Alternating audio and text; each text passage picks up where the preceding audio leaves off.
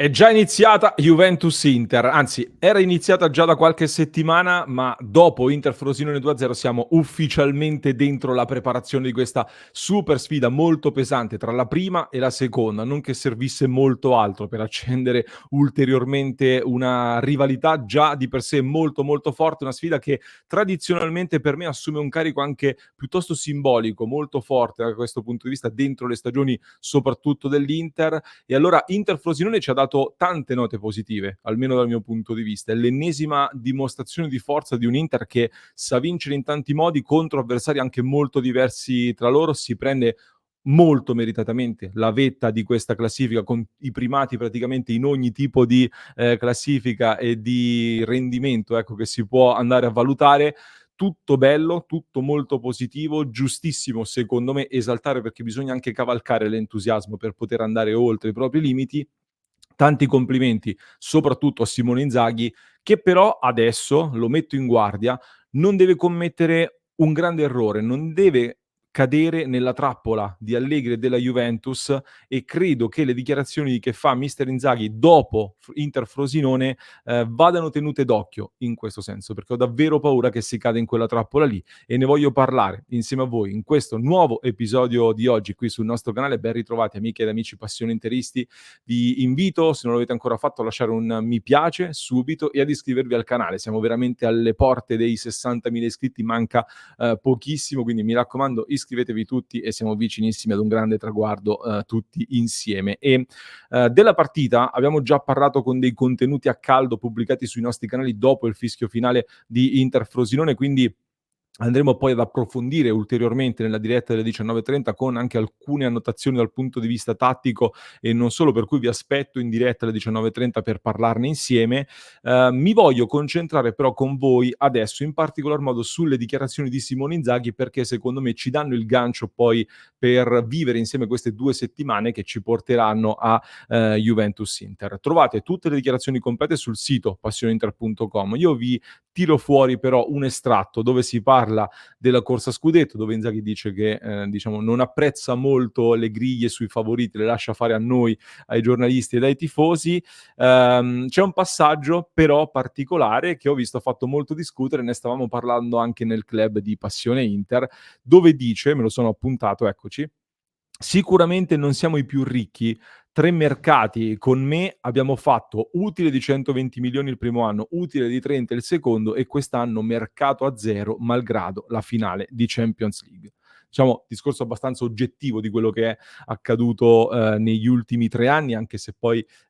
diciamo un po' confezionato anche per portarselo a proprio vantaggio, perché poi è vero che l'Inter ha fatto degli utili, ma comunque ha allestito sempre delle rose forti. Ma a parte questo, voglio sapere che cosa ne pensate voi di queste dichiarazioni. Aspetto i vostri commenti perché la prima cosa che mi viene da dire, leggendole così e vedendo poi anche come sono state riportate da tanti altri, è lecito poter pensare, ecco, ad un Inzaghi che vuole togliersi un sassolino e vuole fare anche un po' di critica o di polemica anche nei confronti della società magari. In realtà però io,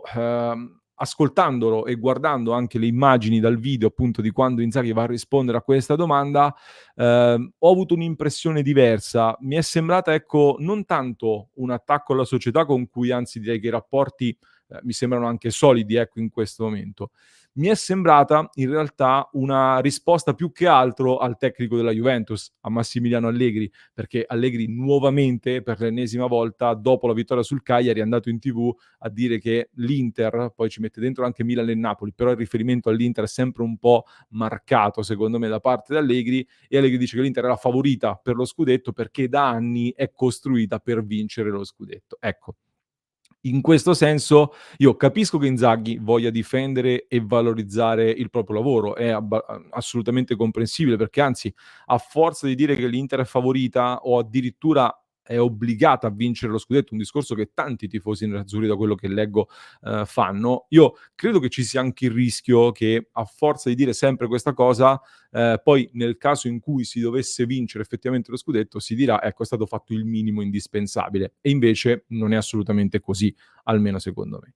Dall'altro lato, però, per me qui Inzaghi in parte sbaglia, perché rischia veramente di farsi portare sul terreno di gioco di Massimiliano Allegri, su quello che Allegri preferisce, perché non è quello del gioco, non è quello della tattica, diciamo anche appunto del calcio vero sul prato verde, è quello più della battaglia, delle schermaglie, anche un po' del botta e risposta, tendente sempre al creare rumore e anche un po' di innervosire. Se ci fate caso, soprattutto Allegri, sponda Allegri e sponda Juventus, sono soprattutto loro, secondo me, che stanno cercando di innervosire anche l'Inter con queste frecciatine così, con queste discussioni di questo tipo, cercando di smarcarsi anche dal discorso scudetto quando non hanno le coppe, hanno una rosa che continua a costare più di tutte le altre e inevitabilmente sono da anni anche loro costruiti per andare lassù e non ci stanno arrivando. È una strategia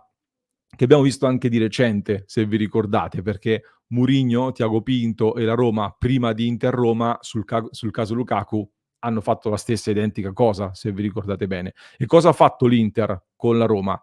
Niente, li ha ignorati per giorni, hanno lasciato parlare la Roma, l'Inter si è concentrata sul campo, niente interviste, niente conferenze, niente di niente, poi si va in campo e domina la Roma. Perché l'Inter, ragazzi, è forte.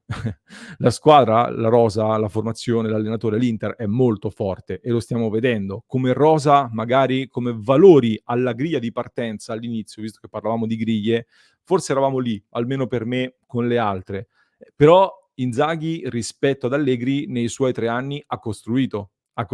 un impianto di gioco, ha costruito qualcosa che valorizza tutti o quasi i giocatori a disposizione e quello è il terreno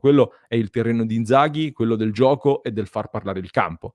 Allegri no, Allegri sta facendo vedere qualcosa, secondo me quest'anno, ma sta facendo il minimo indispensabile per quella che è la rosa, sta facendo la sua prima buona stagione di fatto da quando è tornato ed è più un distruttore eventualmente di calcio, con tutto il rispetto, piuttosto che uno che apporta delle novità e quindi ricorre molto anche a questa via dell'extracampo. Inzaghi e l'Inter invece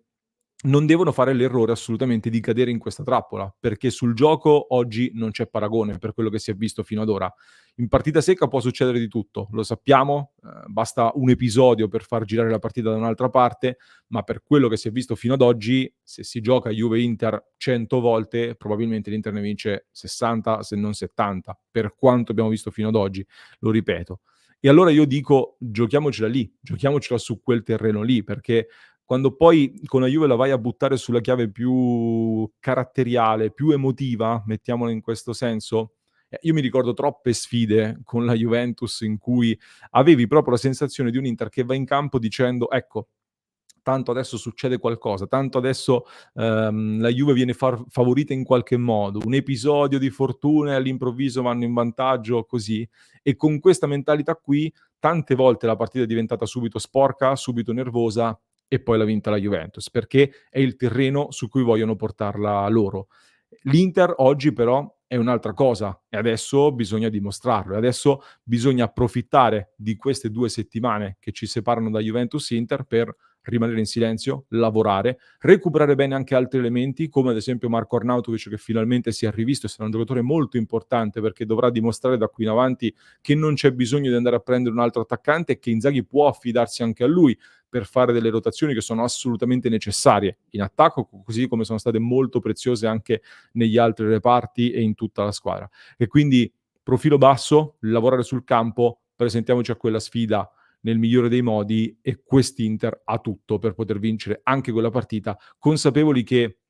con le squadre, chiamiamole piccole, forse si perderanno pochi punti tra quelle che vogliono lottare per lo scudetto, concretamente e quindi questi scontri diretti quest'anno più che mai probabilmente hanno un peso ancora, superiore. Fatemi sapere allora che cosa ne pensate voi, ecco, di queste dichiarazioni di Inzaghi, come le avete sentite, che impressione vi ha fatto e come ci si avvicina secondo voi a Juventus-Inter. Vi invito, se non l'avete ancora fatto, a valutare la possibilità di abbonarvi perché come sapete ci sono tante novità per i nostri abbonati a partire dal 1° novembre, ma non solo, come la possibilità anche di recuperare tutte le nostre dirette quotidiane, quindi mi raccomando supportate il nostro progetto indipendente e vi ringraziamo per il super record di abbonati che stiamo facendo in questo periodo grazie al vostro supporto. Vi lascio con un link in descrizione ad un altro approfondimento per chi ci ascolta in podcast, per chi ci segue da YouTube invece vi basta cliccare qui.